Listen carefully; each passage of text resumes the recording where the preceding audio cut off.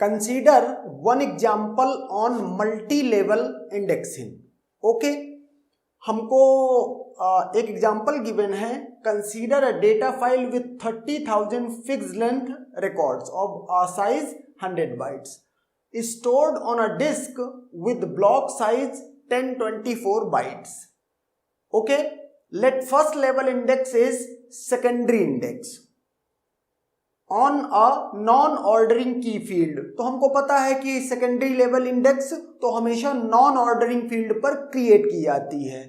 Okay, और जिस field पे क्रिएट की जा रही है वो फील्ड की भी हो सकती है और नॉन की भी हो सकती है। तो यहां पर की फील्ड गिवन है, नो इश्यू।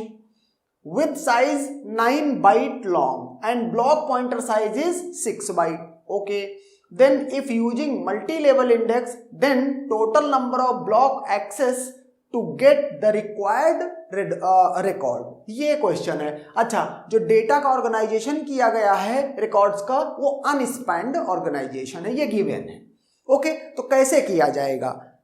ये एक डेटा फाइल है जिसमें 30,000 रिकॉर्ड्स हैं। ओके, तो सबसे पहला काम तो क्या होगा कि ये निकालें कि इसमें कितने ब्लॉक टोटल बन रहे हैं। तो उसके लिए हमें पहले ये निकालना पड़ेगा कि एक ब्लॉक में कितना रिकॉर्ड है। 100 बाइट का एक रिकॉर्ड है और ब्लॉक साइज 1024 है, तो 10.24 रिकॉर्ड पर ब्लॉक आ रहे हैं। तो अनस्पैन्ड ऑर्गेनाइजेशन है, तो इसका मतलब 0.24 वो एक ब्लॉक में नहीं रहेगा, वो नेक्स्ट ब्लॉक में चला जाएगा। ओके, तो ये 10 रिकॉर्ड्स हो गए। ये हमको निकल आया ब्लॉक फैक्टर डेटा फाइल का। इसी को बोलते हैं कि per block means total number of records per block. Total number of blocks in data file, अब 30,000 रिकॉर्ड हैं, 10 रिकॉर्ड एक ब्लॉक में आ सकते हैं। तो ये निकल आया क्या, 3000 ब्लॉक्स आ गए। 3000 ब्लॉक्स हैं इस डेटा फाइल में। ओके, तो आप यहां से अगर लिखना चाहते हैं तो 1 2 3 ऐसे करते हुए 3000 ब्लॉक्स ये लिख सकते हैं यहां पर। अब जो है क्या कहते हैं ब्लॉक फैक्टर इंडेक्स फाइल का, वो देख लेते हैं। कहता है इंडेक्स फाइल में 9 बाइट का तो ये वाली फील्ड है, ये इतनी इसकी साइज है, और 6 बाइट का ब्लॉक पॉइंटर है। तो टोटल ये जो साइज यहां से हो गया 9 + 6 15 बाइट की एक एंट्री हो गई ये फर्स्ट लेवल की इंडेक्स में। ओके, फर्स्ट लेवल की इंडेक्स फाइल है ये, इसमें ये साइज हो गया 15 बाइट का।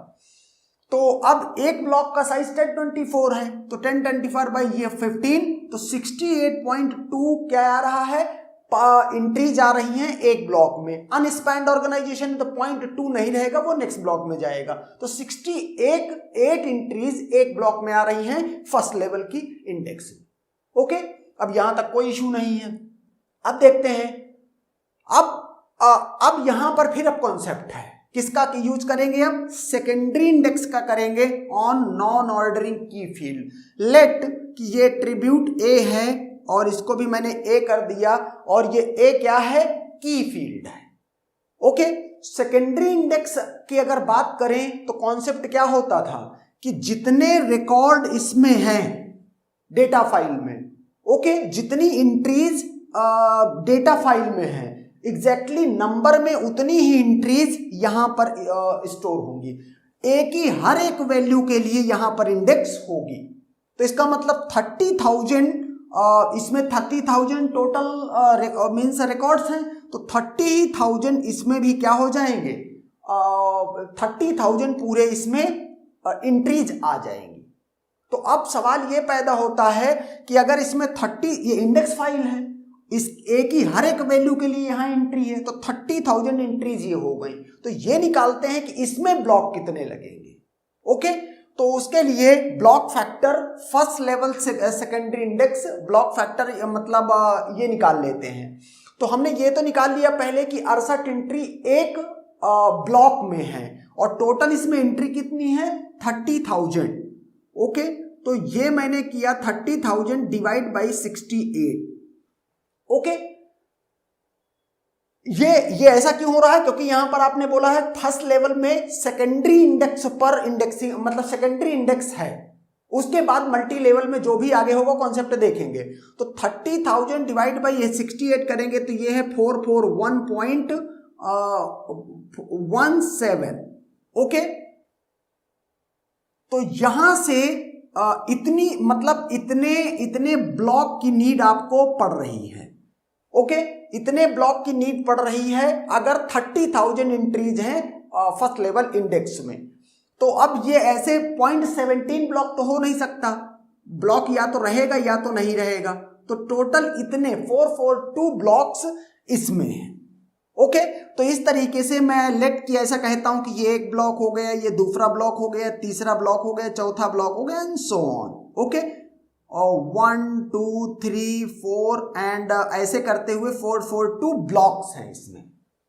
ओके, अब देखना कॉन्सेप्ट क्या होता है। अब मल्टी लेवल में यहां से जब पहले लेवल का इंडेक्स बनता है तो ये प्राइमरी इंडेक्सिंग के बेसिस पे भी हो सकता है, सेकेंडरी इंडेक्सिंग के बेसिस पे भी हो सकता है, क्लस्टरिंग इंडेक्सिंग के बेसिस पे हो सकता है। लेकिन इसके बाद जो मल्टी लेवल इंडेक्स में मतलब अब इंडेक्स ऑन इंडेक्स, जैसे ये इंडेक्स फाइल है, अब इस पे इंडेक्सिंग की जाएगी। और हमको पता है कि जो फर्स्ट लेवल इंडेक्स होती है वो ऑर्डर्ड फाइल होती है हमेशा on this attribute, this field. Okay, इसका मतलब है जैसे यहां से यहां पर 30,000 एंट्रीज थी तो यहां पर भी 30,000 एंट्रीज हुई, क्योंकि सेकेंडरी वो थी, नॉन ऑर्डरिंग फील्ड थी, इस वजह से 30,000 एंट्रीज यहां पे भी करनी पड़ी। लेकिन अब हम सिर्फ इसमें क्या मेंटेन करेंगे, ए और ये क्या ब्लॉक पॉइंटर है, अब हम सिर्फ ब्लॉक एंकर्स की एंट्री करेंगे। ओके, सिर्फ ब्लॉक एंकर्स की एंट्री यहां पे लेके आएंगे। ब्लॉक एंकर्स की एंट्री ये सेकंड लेवल की इंडेक्स फाइल है, ये सेकंड लेवल की इंडेक्स फाइल है, तो इसमें सिर्फ ब्लॉक एंकर की एंट्री रखी जा रही है। अब हमारे पास टोटल कितने ब्लॉक्स हैं, 442 ब्लॉक्स हैं। ओके, तो यहां से 4 और यहां पर चूंकि मैं ब्लॉक एंकर्स को कह रहा हूं तो मतलब ऐसे में बोल सकता हूं कि यहां मैं प्राइमरी इंडेक्स क्रिएट कर रहा हूं। ओके, क्यों, क्योंकि ये फाइल इंडेक्स फाइल ये क्या है, ऑर्डर्ड फाइल है और सारी वैल्यूज यूनिक हैं। ओके, तो समथिंग लाइक प्राइमरी इंडेक्सिंग अब मैं कर रहा हूं यहां पर। तो अब प्राइमरी इंडेक्सिंग में क्या होता है, सिर्फ ब्लॉक एंकर्स की एंट्री नेक्स्ट इंडेक्स में रखा जाता है। तो यहां पर 442 ब्लॉक थे तो उनके रिस्पेक्टिव 442 एंट्रीज, और चूंकि इंडेक्स में चाहे ये वाली इंडेक्स का साइज फाइल एक एंट्री का साइज हो, चाहे इसमें इंडेक्स का साइज हमेशा सेम ही रहेगा। ओके, क्योंकि वही ए फील्ड यहां पर भी है, वही ब्लॉक पॉइंटर यहां पर भी है, तो साइज सेम ही रहेगा। तो ये यहां से 6 8 ये करेंगे, जब ये करेंगे तो ये आंसर आ रहा है 6.5 ब्लॉक्स। ओके, अब 6.5 ब्लॉक नहीं हो सकता, या तो 6 ब्लॉक होगा या तो 7। अब चूंकि इतने 442 एंट्रीज को रखने के लिए इतने ब्लॉक की जरूरत है, तो इसका मतलब 6 ब्लॉक में काम नहीं चलेगा, पूरा 7 ब्लॉक लगेगा। ओके, तो 7 ब्लॉक हमको इसमें लग रहा, 1 2 3 ऐसे करते हुए 7 ब्लॉक इसमें लग रहा है। अब देखना, जो मल्टी लेवल इंडेक्सिंग होती है उसमें लास्ट में करते करते जब तक एक ब्लॉक ना आ जाए तब तक आपको ये इंडेक्स फाइल्स क्रिएट करते रहना है।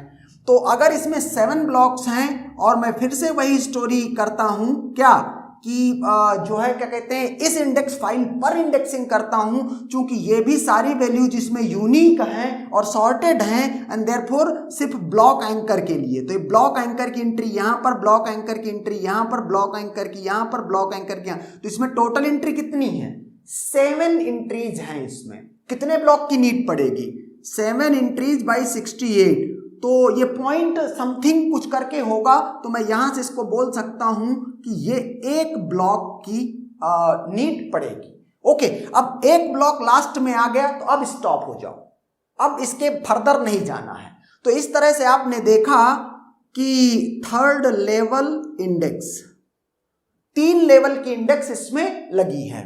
ओके, अब अगर कोई पूछता कितने ब्लॉक एक्सेस की नीड है, तो एक तो पूरा ये ब्लॉक उठा के लाएंगे, यहां जैसे ही इसको देखेंगे तो इससे क्लियर कट पता चलेगा कि इसका कौन सा ब्लॉक उठा के लाना। एक ब्लॉक यहां से लाएंगे, एक ब्लॉक यहां से लाएंगे और एक सीधे अब डेटा फाइल में ले जाएगा आपको।